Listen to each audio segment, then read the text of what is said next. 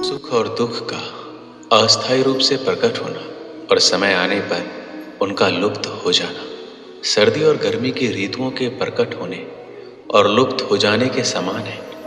हे भारत के वंशज, किसी को परेशान हुए बिना उन्हें सहन करना सीखना चाहिए। सुख और दुख हर किसी के लिए नियति है। यदि आप आज खुश हैं तो निश्चित रहे कि संकट आएगा, और यदि आप आज खराब स्थिति में हैं तो निश्चित रहे कि कल सूरज उगेगा। ये संसार द्वंद्व का स्थान है और द्वंद्व आते जाते रहेंगे। हमें अर्जुन की तरह सहन करना और अंततः आगे बढ़ना सीखना चाहिए। अविनाशी, अपरिमेय और शाश्वत जीव के भौतिक शरीर का अंत निश्चित है। इसलिए हे भारत के वंशज, युद्ध करो। संघर्ष से कभी पीछे मत हटो। संघर्ष ही आपको आपके लक्ष्य तक लेके जाएगा। कृष्ण कहते हैं कि हमें जो भी समय मिला है, हम इस संसार में रहें और संघर्ष करें। हिम्मत मत हारो। हमें अपना सौंपा हुआ कर्तव्य अवश्य निभाना चाहिए।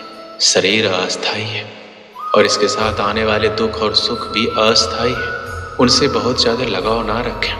आराम के जाल या भ्रम में ना पड़ें। इस संसार में कुछ भी स्थायी नहीं है। मौसम की तरह सब कुछ आता जाता रहता है। कृष्ण इस दुनिया का वर्णन इस प्रकार करते हैं कि ये दुनिया दुखों से भरा हुआ है, और इसलिए इस दुनिया का आनंद लेने और हमेशा के लिए आराम से रहने की आकांक्षाएं कभी मत खो देना।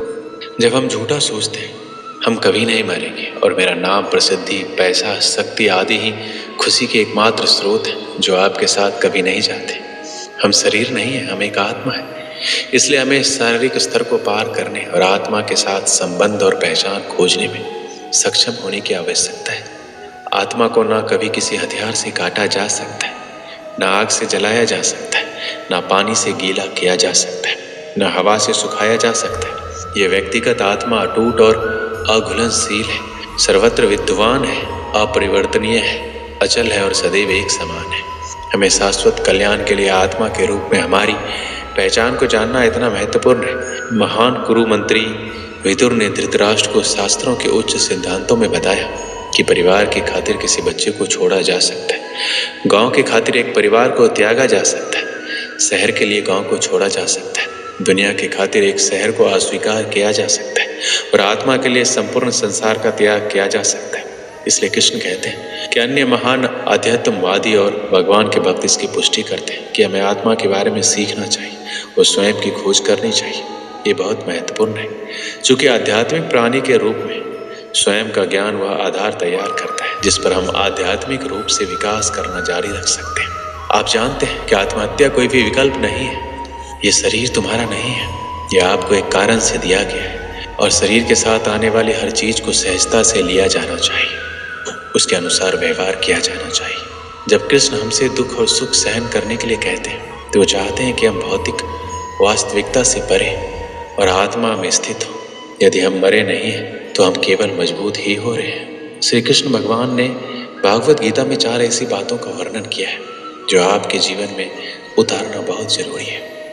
हर मनुष्य को हमेशा अहंकार और क्रोध से दूर रहना चाहिए, क्योंकि अहंकार और क्रोध किसी भी मनुष्य के दिमाग को उसी तरह खा लेता है जिस प्रकार लकड़ी में लगा हुआ दीमक।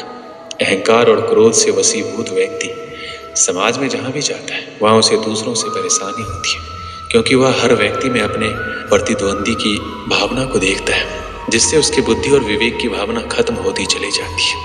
भागवत गीता में कहा गया है कि हर व्यक्ति को आत्म मंथन करना चाहिए, क्योंकि आत्म मंथन अहंकार को खत्म कर देती है।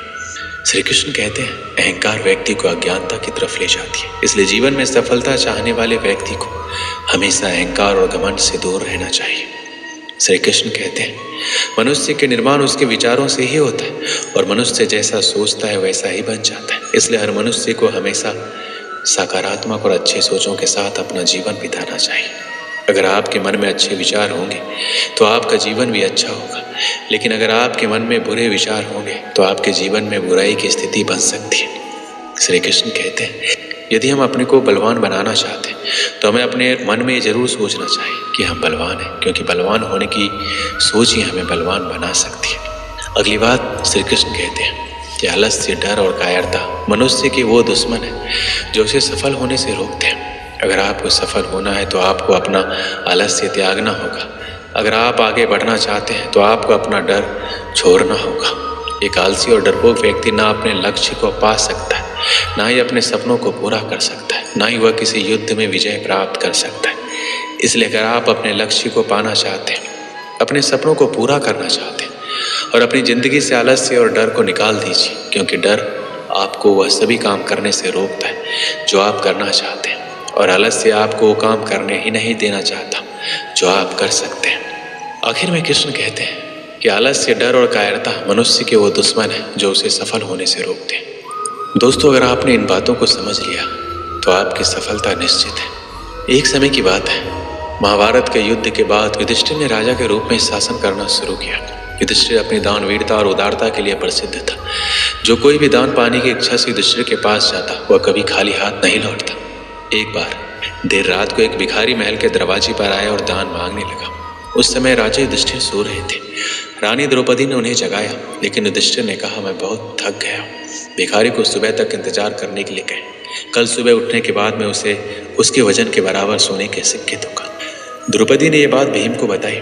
भीम ने जब ये बात सुनी तो वह तेजी से उस बड़ी घंटी के पास गया जो महल की छत पर थी, और वो घंटी सिर्फ तब बजाई जाती थी जब राजा युधिष्ठिर कोई बड़ा युद्ध जीत कर वापस आते थे। भीम बिना रुके उस घंटी को जोर जोर से बजाने लगा। घंटी की आवाज़ सुनकर हर किसी को लगा कि राजा युधिष्ठिर किसी महान युद्ध को जीतकर वापस आए। ये देखने के लिए सभी पांडव और राज्य के लोग वहां एकत्रित हुए। काफी देर तक घंटी बजती रही। अंत में राजा युधिष्ठिर को भी उठना पड़ा। गुस्से में उन्होंने भीम से पूछा, तुम इतनी रात को घंटी क्यों बजा रहे हो?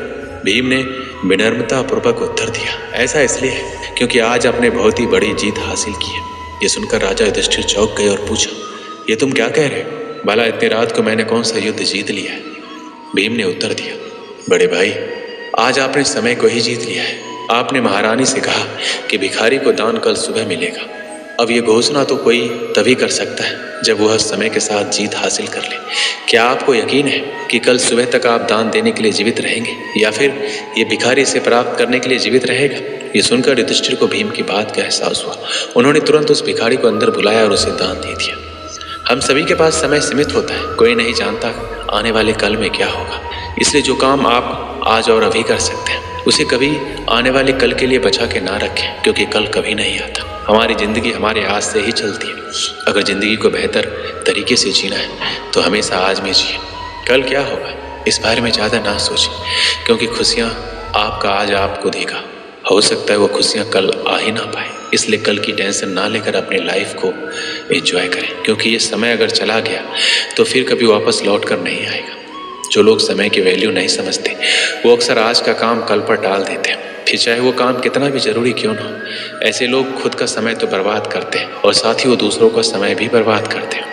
कोई भी काम चाहे वो बहुत ज़रूरी हो या ना हो, लेकिन अगर वो काम अगर आप आज कर सकते हैं तो उसे कभी कल पर ना टालें।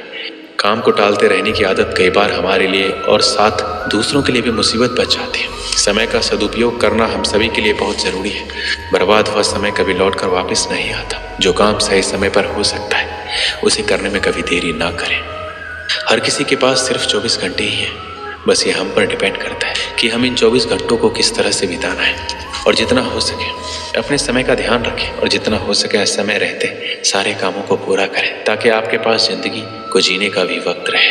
दोस्तों, इस वीडियो में बस इतना ही। मिलते हैं अगले वीडियो में। अपना ख्याल रखिएगा। जय श्री कृष्ण।